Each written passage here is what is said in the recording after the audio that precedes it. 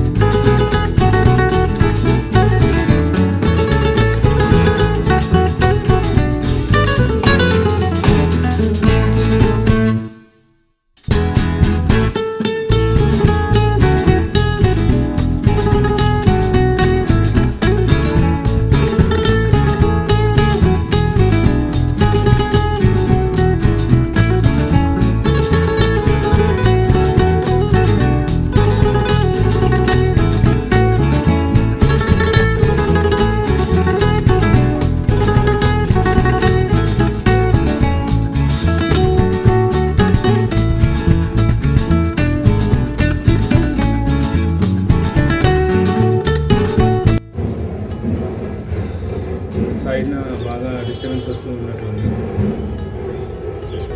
కానీ తప్పేలా లేదు. నాకు వేరే ఆప్షన్ కూడా లేదు. ఇదంతా back flexibility and legs relaxation కోసం చేస్తున్నా.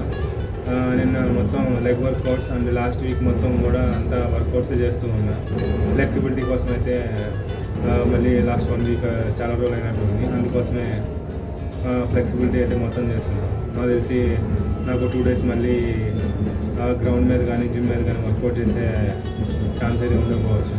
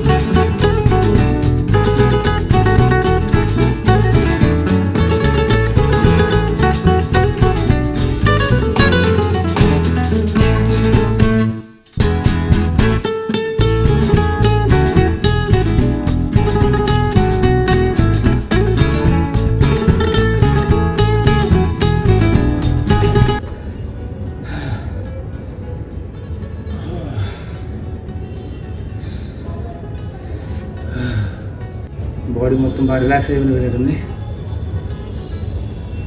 ఇక్కడ మధ్య మొత్తం అన్నీ రిలీజ్ అయిపోయినాయి.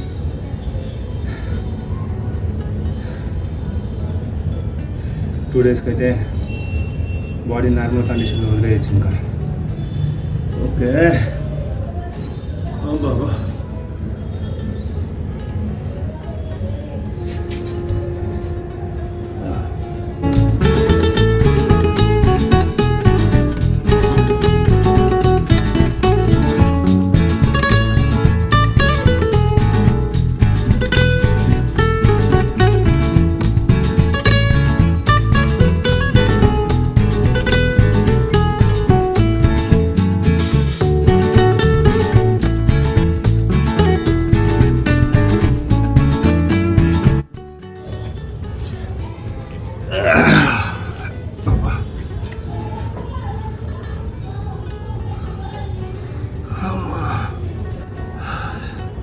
మొత్తానికి నా ఛాలెంజ్ అయితే బ్రేక్ అవ్వకుండా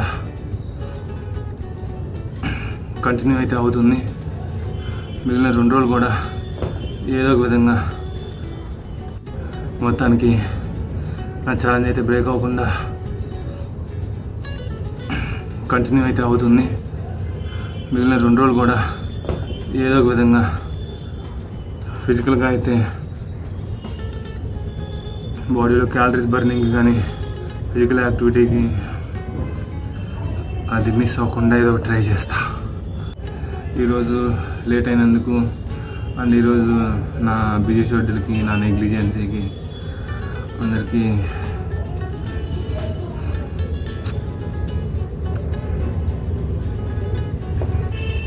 నాదే తప్పు. నేను లేట్ చేశాను. నెక్స్ట్ టైం ఇలాంటి మిస్టేక్స్ జరగకుండా కొంచెం కరెక్ట్ చేసుకుంటాను. Okay, thank you so much for watching and please subscribe.